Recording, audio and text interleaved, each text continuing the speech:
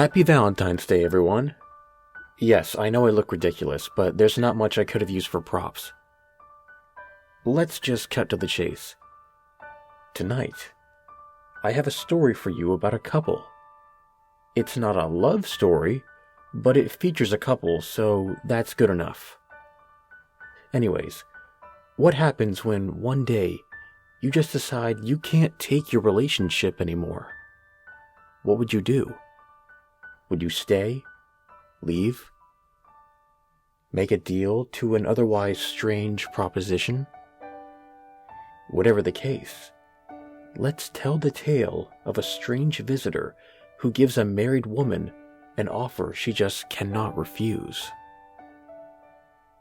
I hope many of you lovely couples are ready to listen.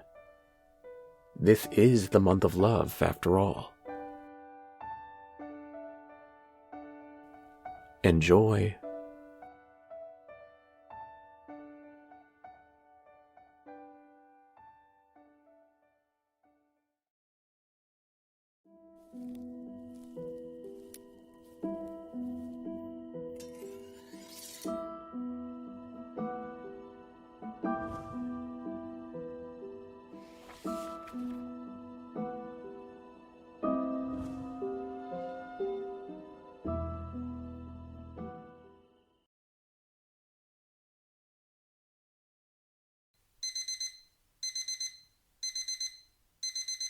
Yet another grim day started with the alarm clock blaring maddeningly.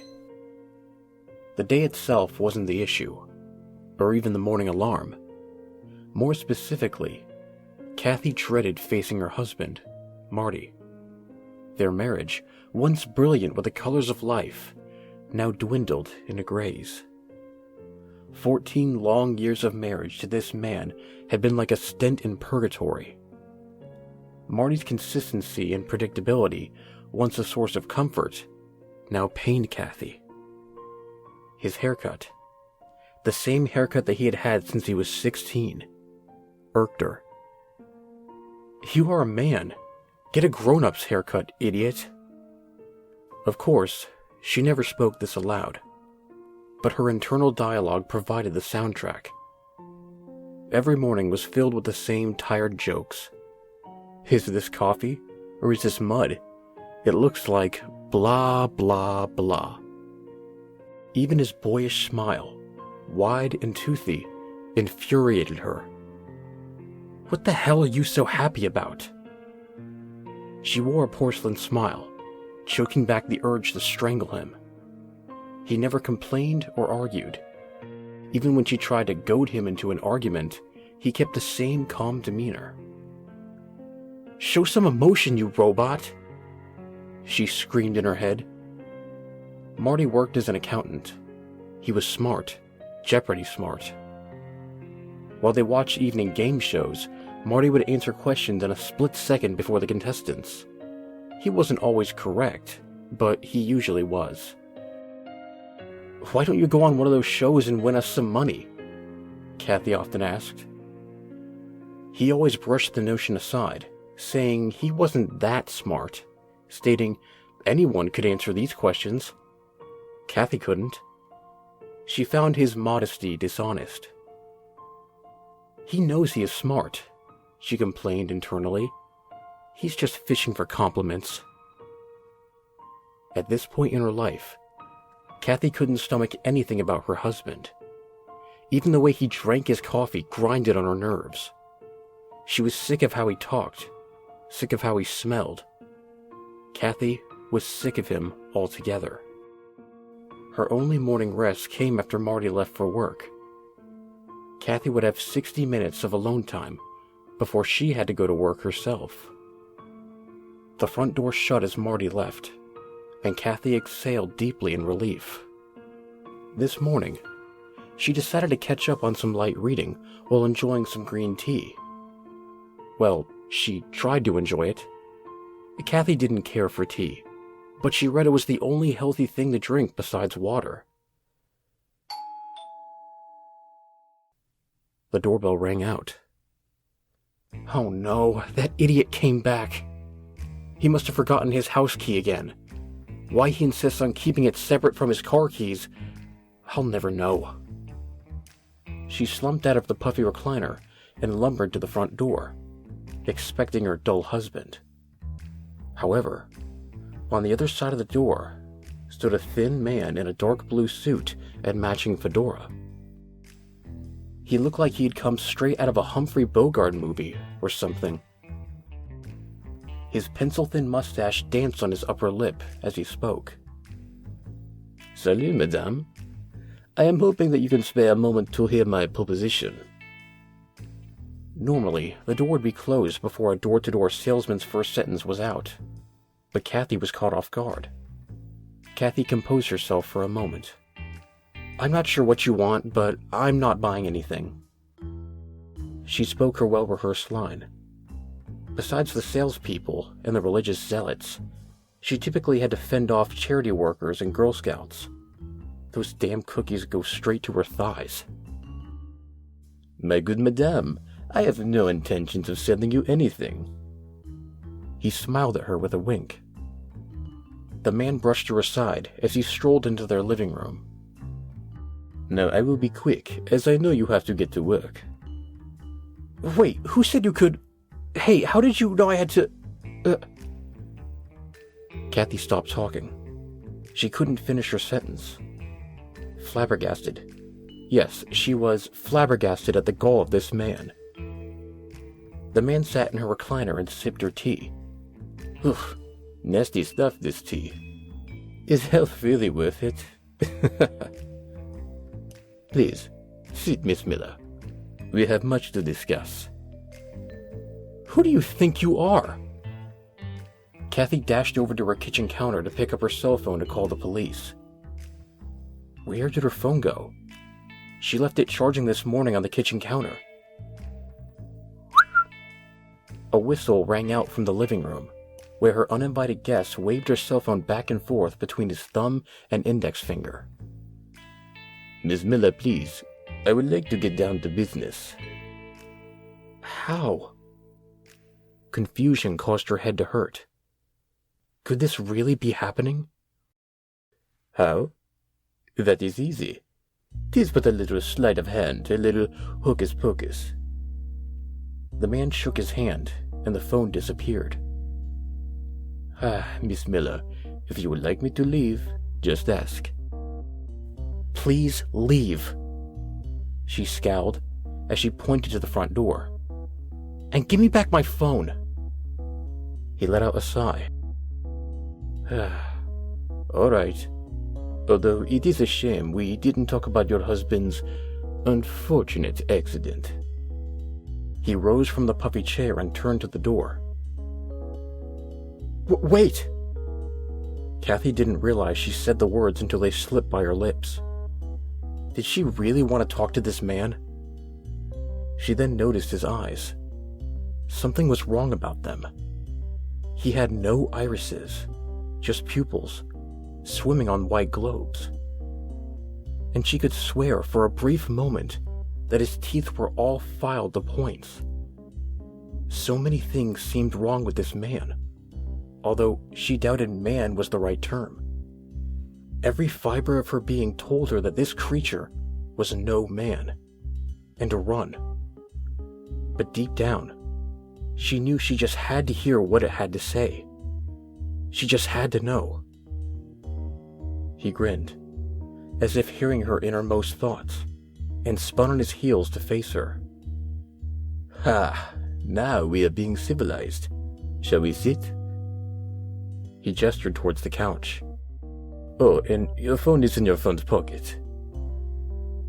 He gave a nonchalant wave towards Kathy. She felt the outside of her pocket, and her fingers slid over the outline of her phone. It hadn't been there a moment before. Kathy sat on the edge of the couch, her hands cupped on her lap. Relaxing was not an option. "Je m'appelle Mr. Stokes. You may call me Mr. Stokes." He reached over to the end table and picked up a framed picture of Marty and Kathy. "Ah, très bien. What a fine-looking couple you make." His grin widened. Kathy could feel the warmth of her cheeks as anger arose. "What is it you want, Mr. Stokes?" "Oh, it is not what I want, but what you want." He set the picture back down on the end table and straightened it a couple of times until it was exactly where he first found it. He pulled a handkerchief from his pocket and wiped off his hands, as if he had touched something distasteful. "You have a relationship problem. I am offering a cure. I am offering to end your marriage without any messy divorce or splitting of the assets. In fact, with the insurance policy you already have on your husband, you can live comfortably for the rest of your life." He leaned forward with his hands together. "Sound interesting to you, Miss Miller?" She regarded his face for a moment. His face was narrow, with high cheekbones and a pointy nose. He seemed almost cartoonish. "How did you know I have relationship issues?" "Good madame, knowing things is my business. Like when you were 8 and you let the neighborhood boy see up your skirt. Quite the exhibitionist." He winked at her from across the room. "Are you the devil?" Her eyes widened. "Ah, why, madame, you flatter me." His voice had a delighted tone. "I assure you I am not, but I do represent him. The boss can't be expected to handle every matter that comes across his desk." "Why are you here? And why me?" Her voice was shaking. "To help you, of course." He tried to sound reassuring. "You know another client of ours. So, while I was in the area, I wanted to offer our services to you as well." "But I don't know anyone whose spouse was killed." "Exactly the point," he interrupted. "We wouldn't be any good if everyone knew about it." Mr. Stokes regarded the overwhelmed look on Kathy's face for a moment before speaking. "Let me cut to the chase, so to speak. We are offering to kill your husband and end this travesty you call a marriage. You, my dear, get the freedom you desire." Kathy contemplated. But why was she contemplating this? Was life really that bad? No, she couldn't continue. She had to do something. Why not just leave? Why not divorce him? She loved the house. She couldn't leave it. Was it really this easy? "Oui, it is," he said, interrupting her thoughts again. "You can choose to not accept my proposition, Miss Miller. You are under no obligation. However, perhaps I should show you your future, should you decide to pass my offer." He closed his eyes and raised his hand. A moment later, the vision started. There was a flash of light, and Kathy woke in a large movie theater, sitting next to Mr. Stokes. He munched on popcorn, looking up at the screen. Kathy began to ask what was happening, but Mr. Stokes shushed her and pointed to the screen. She moved down a couple of seats away from him. Being that close to him unnerved her. He chuckled to himself, for this was not the first person to squirm in his presence. He rather liked it. An image of the outside of her house flickered on the screen. The camera panned and zoomed in on the front door, which swung open, as if the camera itself had opened it. Images of the living room flowed by, stopping on Marty. He stood there in a familiar blue suit. He was older, but wore the same stupid smile. His hair had more gray than brown, but besides that, he looked the same. He walked out the front door, heading off to work. "Some things never change," Mr. Stokes laughed. The camera panned to the bedroom. "Ooh, here comes the good part." His grin made munching popcorn a little difficult, but he managed. On the screen, sitting on the bed, a haggard Kathy stared at her feet. her hands rubbing over her lap. Tears rolled down her cheeks as she began to sob. "You'd never leave." His voice actually sounded sympathetic. "You still complained and talked about leaving, but year after year, no divorce, no leaving, and no freedom." Kathy felt tears rolling down her cheeks. She looked so old on the screen compared to how Marty looked. Her heart sank. "And then, there's this." Again, Mr. Stix pointed at the screen. Kathy glanced at Mr. Stix, and then looked back up at the screen to see her older self picking up an object from her lap. What was that? Bam! In horror, Kathy watched her older form fall limp. Blood sprayed against the walls. All breath left her lungs. Panic struck her, and she began looking around for an exit. The theater spun. Her eyes could no longer focus. She needed to escape. Mr. Stix snapped his fingers, and they were back in the living room. Kathy felt her head, making sure she didn't have any new holes. She glared at Mr. Stix. You bastard! How could you? "This is the future you create, not me. I am your only option to avoid that unfortunate fate." He tried to look sympathetic, but that emotion was lost on him again. "So if I decide to accept your offer, I will avoid that future?" "You mean you won't swallow a gun barrel? That I can promise." "What do you want? Why help me?" The fight had been taken out of her. She couldn't end up living the life she had seen on the screen. "Ah, the cost. It always comes down to that, doesn't it?" Mr. Stix crossed his legs and folded his hands in his lap. "The price is your soul." He tapped his 2 index fingers together, awaiting a response. "You want my soul? I can't do that." "You're not one of those religious sorts, are you?" Mr. Stix rolled his eyes. "You humans have the whole idea wrong. This is a game, a bet between 2 rivals. Just because you win a hand in poker doesn't mean you keep the cards, does it?" He opened his folded hands in a sign of trust. "Your soul isn't really ours to lose. It is just a tally on a scorecard for bragging rights between 2 immortals." Kathy was at a loss.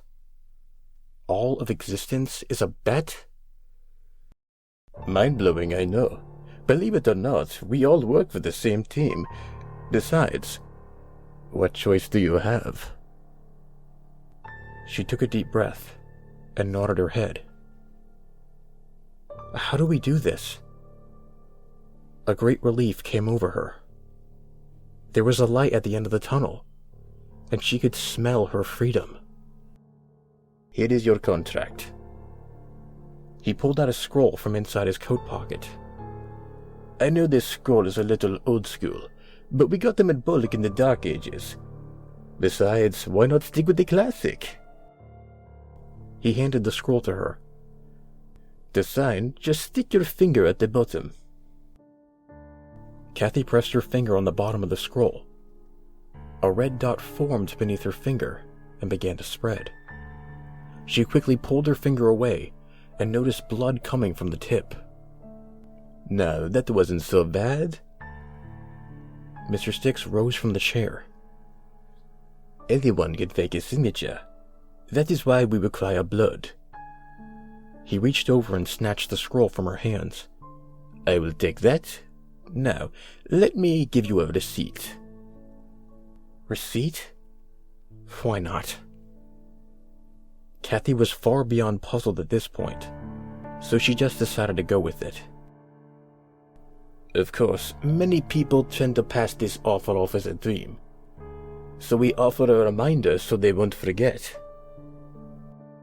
You're not going to brand me or something like that, are you? Her voice shook. What? He sounded truly surprised by her query. Madame, we are not animals. Of course you will receive a paper receipt. He pulled out a small square of paper, the same parchment as the scroll. One final question, Miss Miller. His end. Should he suffer? He tapped a pen against the small piece of paper. On a scale of 1 to 5, 5 being skinned alive with a butter knife, and 1 being a sudden heart attack. Of course, these are just examples. Each death is customized for the individual. Kathy paused to think, but Marty's face appeared in her mind. That smug smile. Let's go with a 3. She didn't want to be cruel after all. 3 seemed like a reasonable number. Mr. Stokes scribbled 3 vertical lines, which crossed at a point a quarter of their length. He circled the intersection, making it look like a crudely drawn bunch of wheat. Don't judge the artwork. We wouldn't want everything spelled out. No need for evidence to be found just laying around. He shyly smiled and handed the receipt to her. This matter should be resolved for you in the next month, give or take a few days. We like to leave it as a little bit of a surprise. In the meantime, live as you normally would. Now, you have a good day, Miss Miller. I imagine that you and I will not speak again regarding this arrangement. Au revoir, madame. Au revoir. And with a wink, he was gone. No need for pretense any longer. Using the door was no longer necessary. Kathy decided to fake a headache that day and phoned in sick for work. A long bath was in order with her favorite candles. Over the next week, Kathy didn't reflect much on what was to come. As Mr. Stokes had said, she recalled it as more of a vague dream, a figment of her imagination. The receipt was the only reminder of that day, a marker declaring the reality of her decision. On day 8, the guilt began. That morning, she pulled the receipt with the 3 lines out. The tan color, along with the heavy weights and unclean edges, made the paper feel hundreds of years old. Did he deserve to suffer? Wouldn't a single line have been sufficient? Kathy decided to make Marty's final days as pleasant as possible. She made his favorite meals and watched his stupid sci-fi shows. She could stomach this for a few weeks.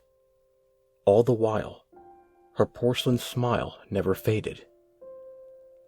On the evening of day 12, Marty decided to go to a poker game with some coworkers. It was unusual for him to go out on a weeknight, but he seemed excited to get out of the house.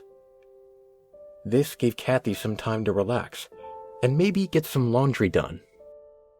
Kathy began putting away her laundry. She noticed that one of Marty's socks had been mixed in with her clothes. She opened his sock drawer to put away the stray. In the back corner of the drawer was a familiar piece of paper. She withdrew it from the drawer, recognizing the receipt. What was it doing in his drawer? She went to her jewelry box, where she had originally kept the receipt, only to find it exactly where she had left it. Then, what is this? She wondered. She unfolded the parchment. Sure enough, it was a receipt, with scribbles and marks similar to her own. At that precise moment, a voice from over her left shoulder whispered into her ear. I see you have found Marty's receipt. Kathy clutched her fist to her chest, but dared not turn around. She knew who was behind her. Gone were the blue suit and pencil mustache. Behind Kathy stood what was once Mr. Stokes. A vision of his skeletal body wrapped tightly with brittle, dry skin, exposed bones, and fiery eyes. She dared not turn and face him. The vision told her as much. You see, Martin sought me out weeks before you and I met. She felt Mr. Stick's bony fingers on both of her shoulders. His long nails sharpened to jagged points. Tough luck. He opted for 5 lines. Don't worry, my dear. I will honor my side of the agreement and pay Marty a visit soon enough. She could hear the cracking of his skin as he smiled. A deal is a deal. Now, shall we begin? His bony fingers dug into her shoulders. It is all right to scream.